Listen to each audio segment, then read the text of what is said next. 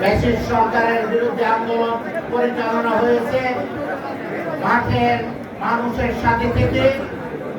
আমাদের শ্রদ্ধেয় জনাব মির্জা ফখরুল ইসলাম সাহেব উপস্থিত প্রধান বক্তা, যিনি আমাদের সামনে কিছুক্ষণ আগে বক্তব্য দিয়ে দিয়েছেন জনাব মির্জা আব্বাস, এবং উপস্থিত আমাদের যাদেরকে আমরা এই এলাকায় বিভিন্ন দুর্যোগের সময় আমরা তাকে পেয়ে থাকি, অভিভাবক হিসেবে দায়িত্ব পালন করেছেন আমাদের প্রিয় নেতা টুকু সাহেব, আমাদের সিলেটের সাংগঠনিকভাবে যিনি আমাদের অভিভাবক হিসেবে দায়িত্ব পালন করেন এবং বেগম খালেদা জিয়ার ব্যক্তিগত চিকিৎসক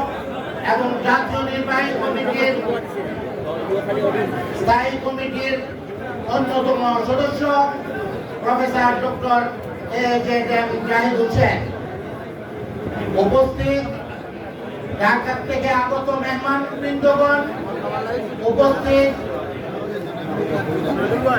উপদেষ্টা মন্ডলীর সদস্যবৃন্দরা, উপস্থিত জেলা মহানগর বিভিন্ন অঙ্গ সংগঠনের দায়িত্বশীল বৃন্দরা, সবাইকে আসসালামু আলাইকুম ওয়া রাহমাতুল্লাহি তাআলা ওয়া বারাকাতুহু। আমি শুকরিয়া আদায় করতে চাই আল্লাহ সুবহানাহু ওয়া তাআলাকে, যে আমাদের প্রিয় নেতা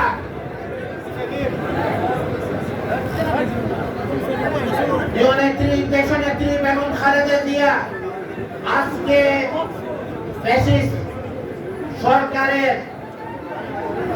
সরকারের আন্দোলনের সময় যে নেতৃত্ব দিয়ে তার উপরে যে জুলুম হয়েছে, তার নেতৃত্বে আজকে যার জন্য দোয়া হচ্ছে, আমি ফরিয়াদ করতে চাই আল্লাহর কাছে, তাকে আল্লাহ সুবহানাহু ওয়া তাআলা তাকে সুস্থ করে আমাদের ভিতরে ফিরিয়ে দেওয়ার জন্য তার কাছে আমরা ফরিয়াদ করতে চাই। এর সাথে সাথে আমরা বলতে চাই, তার সাথে সাথে আমরা বক্তব্য বলতে চাই, আমাদের প্রিয় নেতা জনাব তারেক রহমান বিগত 17 বছর তার নেতৃত্বে, তার আন্দোলনের মাধ্যমে আমরা আজকে বাংলাদেশ একটি মুক্ত রাষ্ট্র পেয়ে গেছি। আমার বক্তব্য দীর্ঘায়িত না করে শুধুমাত্র একটি জিনিস বলতে চাই, 31 দফা আগামী বাংলাদেশ, নতুন বাংলাদেশ গড়ার জন্য আমরা